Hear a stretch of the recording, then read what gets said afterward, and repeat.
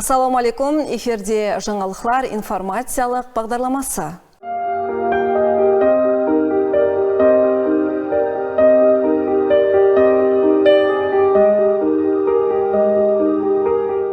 Ұстазлық кәсібі мақтанышлы. Мыңлап шәкіртлер таярлаған нұрани ұстазлар, педагоглардың минет жолы көпшілікке үлгі.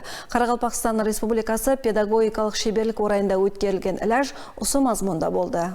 Ұстаз болу ине менен құдық қазу дегені. Міне осындай кәсіпті таңлап, өмірін білімдендіру тарауы қызметкерлерін таярлауға, білім көлікпелерін арттыруға сарпылаған Өзбекстан һәм Қарақалпақстан халық білімдендіру ағыласы Бибісара Арзымбетованың 75 жылығы мөнәсәбәтіменен Қарақалпақстан Республикасы педагогикалық шеберлік орайында ұшырасушы үлкеместірілді.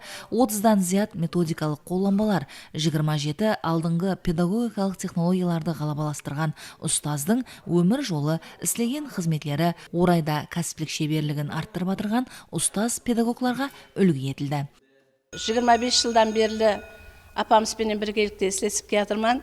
Сол дәуірде апамыздың сондай бір пидайлығы, сабақ өтудегі шеберлігі, басқаларға үйретудегі өзінің методиканы берулері, физика пәні оқытушыларына тек қана теориялық білімдерді беріп қана қоймастан, лабораториялық жұмысларды істеуде, әсбап үскенелерді таярлауда өзінің бар шеберліктерін, бар білімін аямастан, барлық район көлеміндегі шәкіртлерімен біргелікте істесіп келмекте.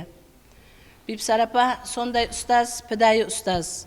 Жәмәтіміздегі барлық хаял қызларымызға, барлық профессор оқытушыларымызға өзінің өмірден түйген мәслихатлерін айтып отырады. Сонымен біргелікте оларды бүгінгі күндегі өмірлік машқалалар хақында, ол машқалаларды жеңу жоллары хақында өзінің пайдалы аналық мәслихатлерін беріп келмекте.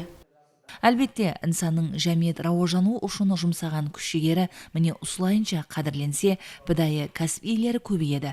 Өткерілген ұшырасу осы тәрепіменен де бәршені рухландырды.